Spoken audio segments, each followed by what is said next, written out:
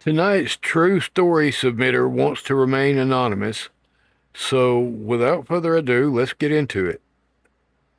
I heard this story from my aunt once when she came to invite us to a housewarming party at their new home. She told me that when they were moving to the new house, they had made plans to stop at a restaurant on the way, eat something, and then go straight home and sleep.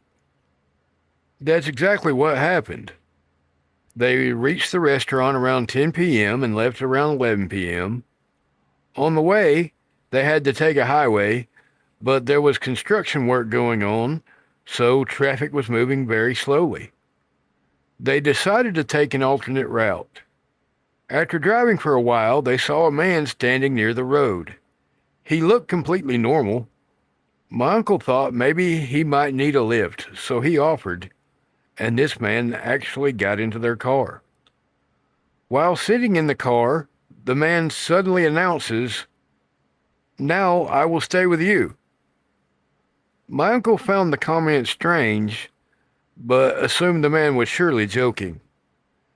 After driving on for a little while, my uncle and aunt looked toward the back seat and realized the man was gone. They couldn't believe their eyes. They didn't understand where he could have gone. When they finally arrived at their new house, their teenage daughter informed them that a stranger had come by the house and said to her, "Tell your parents, thank you for giving me a lift." My aunt and uncle were becoming terrified.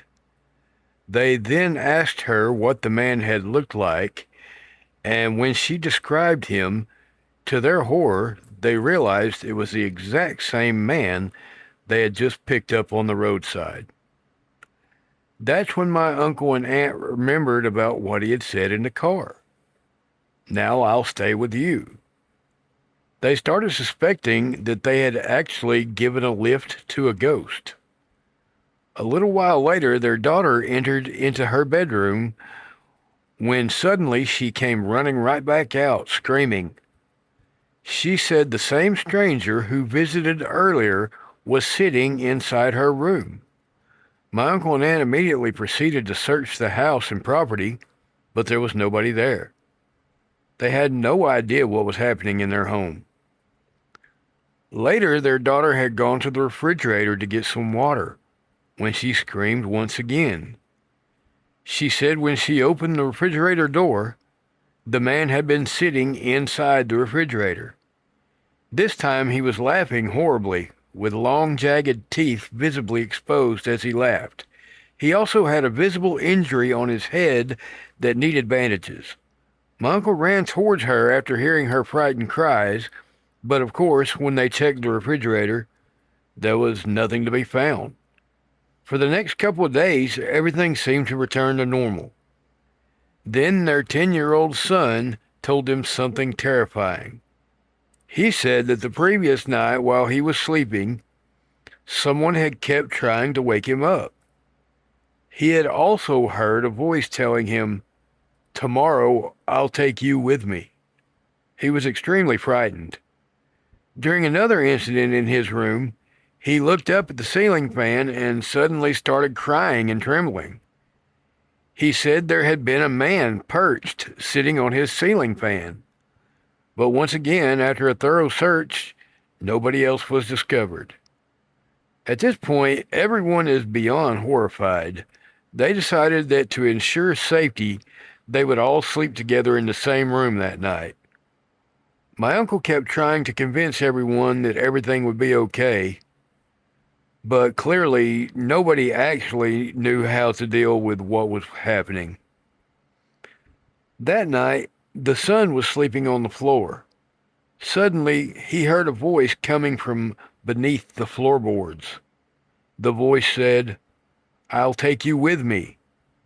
He told my aunt about it, and this time, when she listened carefully, she said she could hear a voice too. They somehow all managed to make it through the night. The following day, they told their neighbor everything. The neighbor insisted that they all stay at his house that night and said they would investigate the area together in the morning. That night, something strange happened. Everyone had the exact same dream. In this dream, they all saw the same man standing at the roadside where they had originally sighted him.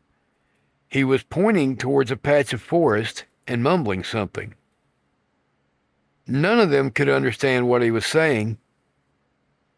The next morning, my aunt, uncle, and their neighbor went back to the stretch of road where they initially encountered the stranger. They wanted to find out for sure whether he was actually a ghost or whether there was some other explanation. They searched around the area and eventually found an open area a short distance from the road. There was a single grave marker there. What really spooked them all was that this particular grave had a photograph affixed to it of this exact same man everyone had been seeing. They were all completely speechless. The neighbor suggested that perhaps the spirit was disturbing them for some specific reason, and that they might try apologizing to the stranger and showing respect. So they returned to the site and cleaned up the grave and nearby area and left some fresh cut flowers. According to my aunt, from that day forward, everything went back to normal. They never saw the man again. I don't know whether this was truly something paranormal or whether there was some other explanation behind what happened, but the fact that everyone described seeing the exact same man and later found a grave with his photograph is the part of the story that still gives me chills. What do you guys think? Well, thank you for the submitter of this story. That was a great, like in the vein of the classic ghost stories. But that's been Jay's Haunted Appalachia for tonight. Keep sending me your stories and suggestions, guys. And keep Appalachia haunted, y'all.